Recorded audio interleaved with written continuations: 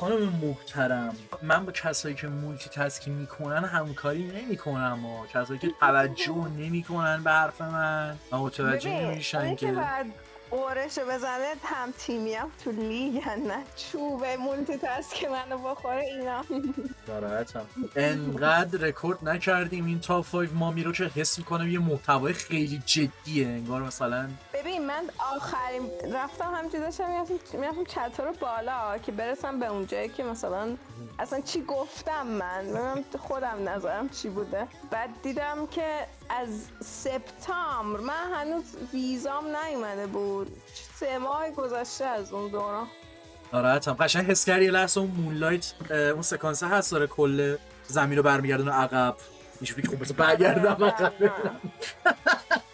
ای خدا ناراحتم. ببین میدونی ما از اونجایی که مریضیم کلا مشکل داریم، آدم ها کلا یک سری چیزها رو باید در خودشون بکشند و ما نکشتیم، میخوایم زنها رو برای خودمون سکشوالایز کنیم. شروع میشه. ببین اول از همه باید بریم سراغ اون جایی که ما شیر مادرمون رو از پستانش خوردیم و مادر رو حتی برای خودمون سکشوالایز کردیم، همه چی خراب شد که الان من بیام بگم یکی از فیوریت کرکترام تیریشه به خاطر اینکه نه تنها لیترالی مامیه و میتونه مامی خوبی باشه، حتی تو داستان هم جای مادر دانتر رو لیترالی داره پر میکنه و این کامپلکسیسیتی این ریلیشن اینا واقعا جذاب و دوست داشتنیه. نظر شما چیه؟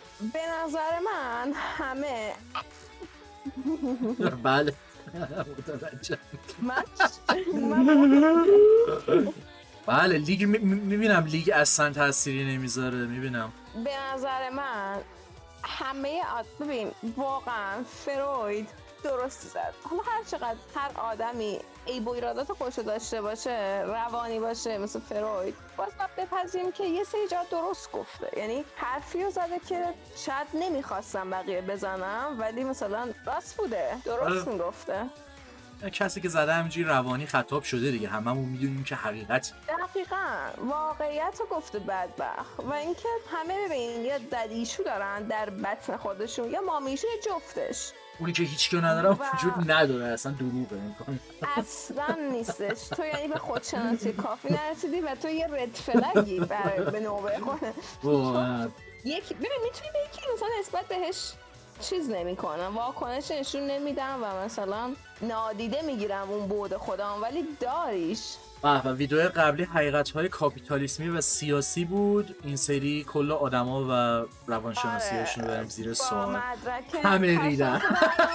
سورس مایسلف، یعنی تراست می، همون چیزی که برات فرستادم میخوام بگم. یک سری کاراکترها چون زیادی تقلب به نظر میرسن، اونا رو بی خیال. مثلا جولین، کاسکا، اینا آره گیم ازشون هست ولی آنفیره بخوای اونا رو بگی. از اون طرف به نظرم اگه یه چیزی مثل آرکین مثلا در نظر بگیری، بگی که لیگ آف لجند مثلا خب وای و کیتلین داستانی نداره، ولی خب من آرکین رو در نظر میگیرم، اونا رو میگم اوکیه. حتی اگه سویکا رو بگی که تو بازی نیست، میبینم مثلا مولتی تاسک اذیتت نمیکنه، میبینم کلا من 4 تا سلول مغزی دارم، 4 که دارم. ببین شعرم دارم میکنم با هم تیمی هم، یعنی ندارم 4 تا دارم، 2 تاشم قرض دادم. شما شروع کن از من گفتم، من یه دونه گفتم. میزبان برنامه کیو گفتی؟ نگفتی؟ دیوید میکرای گفتی؟ تریشه گفتم دیگه. آره آخه گفتی استریوتیپیکاله نگفتی؟ یه چیزی رو گفتم، 2 تا هدف رو همزمان اچیو کردم. خب زیبا گفتی؟ بله تیریش زده بودم، تیریش یا لیدی، ولی حالا منم یکی دیگه بخوام بگم از اونجایی که شما خیلی میتونی مولتی تاسک کنی، بایونت ها و ببین اصلا دیوانه هم میکنن، اصلا جدا و اصلا متفاوتیه. واقعا بایونت واقعا توی یه لول دیگه است. یعنی اصلا اینطوری نیستش که اصلا اولا که تو زورت بهش نمیرسه، یعنی همون ویدیویی که خب درست کردم 50 دقیقه راجع به این درست صحبت کردم که طرف تو رو بازیچه خودش میکنه، فکر نکن مثلا واسه تو داره فن سرویس میده. خب همین که This is the realest shit. This is the comment of the year. This is the comment of the year, guys. This is the comment of the year. And even better, I'm reading this. I just got out of the shower. My titties are out. This is womanhood. Period. به زنانگیست و اون زنانگی به بهترین نحو ممکنه و خیلی کرکتر قابل احترامیه برام. یعنی اصلا حالا یه ذره چیز شد از ترول در اومد ولی آره احترام احترام مادر فقط نسبت نداره احترام ولی آره من بایونتا رو واقعا دوست دارم چون اصلا اینجوری هم این کاراکتر فوق‌العاده نوشته شده یعنی خیلی پرفکت خیلی پرفکت حالا ویدیو قرار ترول باشه ولی خب ویدیو ترول خب حقیقت ها رو برابر از راجع به همه چی صحبت میکنیم این وسط بی پرده است واقعا با کی شروع کنم بسم الله الرحمن الرحیم حالا که تو لیگ آف لجندز با کمیل شروع میکنم با یه چیز ساده و خیلی احتمالاً کسایی که لیگ پلیرن فقط بفهمن و خب تعدادشون کم نیست شاید از لحاظ لور بخوای در لور برمیگم توجیه ها رو باید اول بگیم باید یه ذره منطقی به نظر بیاد که میدونی آره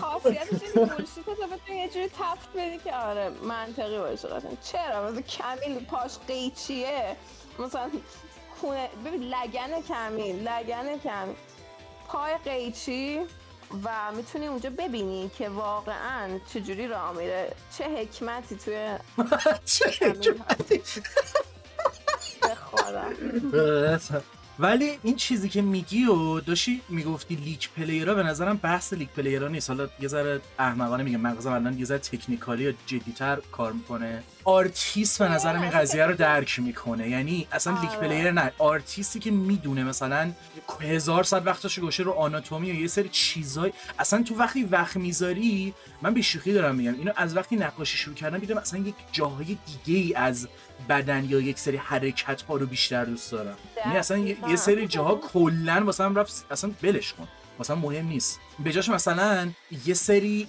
بادی اکسپرشن که نمیشه گفت اون اکسپرس کردن شخص توی موومنت خودش توی حرکت بدنش انگشتاش همه چی به جاش اون مثلا یه سری جاها توجه تو بیشتر جلب کنه و دیوونت میکنه تا اینکه صرفا کونه گنده جدیدن هم که کلا هرچی آرت میکشن میخوان سکشوالایز کنن خب بوبز گنده اسه گنده ایول خب خوبه که بد نیست که خب دیگه بیا وارد اون بازی ببین یه ذره منطقی نشون بدن اسرتیوه ببین قشنگ مادریه که ببین نوع مادرانگیش چجوریه نوع مادرانگیش اینجوریه که جنتل پرنتینگ نداره که مثلا اینجوری باشه که بگه عزیزم شما امروز غذا تو خوردی چرا مثلا به بچه همسایه بعد برخورد که نه اینجوریه که قیچی پامو میارم بالا قیچی رو میکنم تو چشت و من اینو دوست دارم با سلیقه‌ایه و خب ممکن سلیقه هر بیننده و شنونده‌ای باشه اگر که شما دوست مادر بدون بولشت اگر که شما هم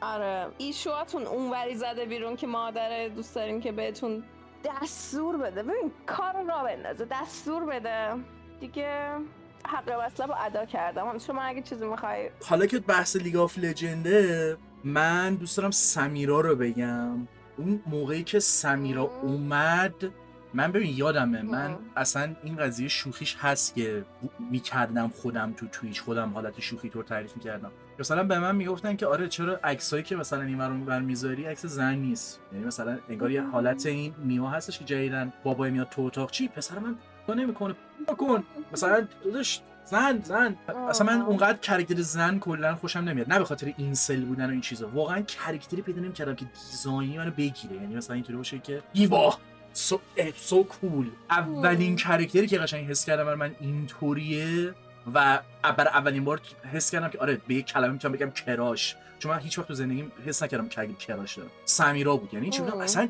دیوونم میکرد ببین مخصوصا من کلا خیلی اکسسوری و اینجور چیزا دوست دارم یعنی مثلا عکس پروفایلم دیدی کاراکترها اکسسوری میندازن آره مرسی سلیقه تو هم الان میگی کار دارم باش منم همینم هم اکسسوری اینا حال میکنم هم استتیک میدل ایستو خب ببین گوه تو میدل ایست ولی تنفر من از یک سری چیزا یه چیزی که اتفاقا خیلی بابتش خوشحالم اینه که جلومو نگرفته تا یه سری زیبایی رو نتونم ببینم و یک سری شکل لباسایی که اینا میپوشن یک سری شکل استتیکایی که دارن خیلی من دوست دارم اصلا دیوانه کننده است چند تا عکس میذارم تو به دوستامون توی سرمون نشون میدم یاد چیز افتادم اون فیلم رو دیدی که راجع به حضرت یوسف چیه آره و توش زلیخا چیه اونش خیلی داف بود و اینجورم که جزو کراش های اولیه من تو زندگی. انیمیشن چند تا چیز میدلیستی کلا هست. بعد میدلیست کلا هر چقدر فاکتاپه یه سری جا استتیکی که دارن واقعا خوبه. ببین تنها چیزی که من تو سمیرا بدم میاد مثلا یه سری جا واقعا شلوغه، دیزاینی همه چی داره، بین موهاش طلا هست، بین موهاش اکسسوری هست، بعد رو دستش تتوی، رو دستش اکسسوری هست، رو گوشش اکسسوری هست، بعد یه چشمندم داره. بابا حالا اونو مثلا چیز نمی‌کردی دیگه. یه سری جاها دیزاینی شلوغه، یک سری جاها یه حالت ترکیبی میکسوری داره، ولی واقعا خیلی ترجیح میدادم مثل تاپای فمبویه باشه. برای من فمبوی با مامی تفاوتش اینه که فمبوی میخوام دیگرید کنم، میخوام با کفش برم روش، ولی مامی میخوام جلوش زانو بذارم بگم سر برم. تفاوت کاملا توی هرم قضایی که در نظر بگیری مینتارای بالدورز گیت. اگه بخواین ببین بالدورز گیت خودش قشنگ چرا نه؟ نه نمیگم بده، انتظار نداشتم بگی. ببین از منزو برنزان که اومده یه چی میگن دروه اولا و این ریسشون اینجوریه که کاملا زن سالاریه، زیر زمینه و الفای زیر زمینی هن که پوستشون تیره است و مردا اونجا ببین کلا بذار یه ذره لور دی ان دی بریزم مثلا زنا لیدرن و کار دارن و سربازن و هرچی و هر خانواده ای مرداشون اصلا بچه پسر که به دنیا میاد که ای یا میفروشن به عنوان اسلیو جنسی که خانواده دیگه ازشون استفاده میکنن واسه مثلا تولید مثل فقط، یا اینکه از سگ کمتر. یعنی ببین قشنگ یا بچه رو باید بکشی بهش دردی نمیخوره یا واسه تولید مثل بندازی تو قفس هر وقت خاصی بچه داشتی درش بیاری. و این مامیه که تو اگه دختر به بستگی داره، اگه دختر باشی اینجوری که مادر و اونم مثلا اینجا که آفرین دخترم ولی اگر که مثلا دوست داشته باشی بره روت و پسر باشی وگرنه دختر باشی بهت احترام میذاره و میگه قربونت برم. ولی خب مثلا اینجوریه که تو مثلا لذت میبری از این که مثلا میرینه به مرد اینجوری که مرسی ماما. هم نه تنها دارم پترن رو پیدا میکنم، میتونم متصور بشم که یه نفر بیاد مرد ستیزی اسمش نمیخواستم بگم ولی خب پترن نداره، اسم داره، اسمش درومه، لازم نیست دوباره. آره میخواستم بگم میتونم تصور کنم یکی بیاد گریه کنه زار بزنه که مثلا همینه دیگه، همه زنها اینجوری هم میخوان مردا بمیرن و اینا. ای بابا نه من فقط اینجوری هم، بقیه زنها رو جاج نکنی. بله مثلا کارلا که بالدورز گیت 5 تا گزینه بیشتر نداری یا قرار نیست؟ نه دیگه این چیزه، اینا honorable mentions. بابا وای تو فردا صبح اونجوری منم میتونم honorable خب بیا راجع به این کریدرم صحبت کنیم. نه مثلا اصلا من میخوام بوگی تیوی اپروچ توری برم جلو، میخوام توبی رو بگم. به خاطر چی؟ اول دیدم فکر میکردم بازیش اونقدر خوب نیست، بعد بازیشو کردم دیدم چقدر خوبه و همونقدر واقعا خوبه، نه تنها اونقدر خوبه بلکه بهتره حتی. چراییش حالا من بخوام بگم بعد تو بگی، توبی کاری با مسخره بازیاش ندارم ولی اونقدری که من بازی کردم من خودم هم تموم نکردم، این کرکترای این شکلی که یعنی اون مثلا توی کانتکست نیر خیلی بهتر میشینه، هر جا اینطوری باشه خوشم نمیاد، ولی اون تو خالی بودنی که با مثلا سفر کردن و یک سری اتفاقای پرتر میشه و رباتی که داره حس پیدا میکنه دیگه، حالا جدای از تمام اون چیزای اگزیستانسیالیسم و همه این حرفا، یه چیز شیرین احمقانه چیزی داره و حتی به اون لولی میرسه که مثلا بخوای سکشوالش کنی هر طوری کنی که بگی وای مامی، حتی اونم احمقانه و باحال توی لولی که الان توضیح دادنش خیلی دیگه جوراویه. بعد اینجا میشه یه اسپویلر آلرت. کارلک رو شرح ندادی. کارلک یه چیزی که من باورم نمیشه وقتی بالدورز گیت 3 بازی کردم، این اصلا صداشو که شنیدم اینطوری بودم چرا انگار کمیک ریلیف کاراکتره، یعنی اینطوری بودم مثلا نمیخوره بهش، نه صدای میخوره نه کاراکتره، خیلی انرژیتیک و خیلی شوخ طبع و مثلا انگار باید نمیخوام اونجوری بگم ولی متوجه میشی خودت شخصا انگار مثلا یه تینیجر جلو گذاشتن که همینجوری ذوق عجیب و غریب داره مثلا. ولی ماسمامیه. بله بله. ولی آره من اون موقع که به این کرکتر رسیدم یه همچین تصوری چون داشتم خیلی مثلا تا یه 10 سال اینطوری بودم که این واقعی نیست، بعد به مرور عادت کردم بهش. یه دفعه خب تو گزینه آخرتم بگو دیگه، 5 تا بگو ببینیم. وایسا شو. بله تمام شد. گزینه آخرتم من بگو. وایسا می‌خواستی موچی چس نکنی، به من ربطی نداره. به من ربطی 4.5 تا گزینه دیگه دارم. نه. وات نه اوکی. نه تیرس ویچر، ایداوان، میسترال، متال گیر رایزینگ، رنالا و رلانا. براه. مرسی که داری لیک پلی میدی. مرسی. 2 تا دارم بخوام بگم. منم چند تا نوشته بودم، یعنی ایدا وانگو منم نوشته بودم، جوریو نوشته بودم، چانلیو نوشته بودم. خدا رو شکر که ایدا رو میتونیم از من کلا ببین اینا رو نوشته بودم که مثلا تو هر چی گفتی باز من 5 تا رو داشته باشم. سنوا یه لحظه با چیز لیگ داشتم با تیم کردم، خود سنوا هلبلی. ببین سنوا یه ذره خطریه، خیلی خطریه. خب وحشتناکه، ولی مثلا اینطوری بودم اوکی اگه مثلا گزینه‌ای ندارم مجبورم. نه واقعا بیشتر بذار اینطوری بگم اکتور خیلی چیز پیچوننه دیگه، ولی خب نه بخوای گزینه‌ای من نمیشه تو بگی که مال من در نظر گرفته باشه.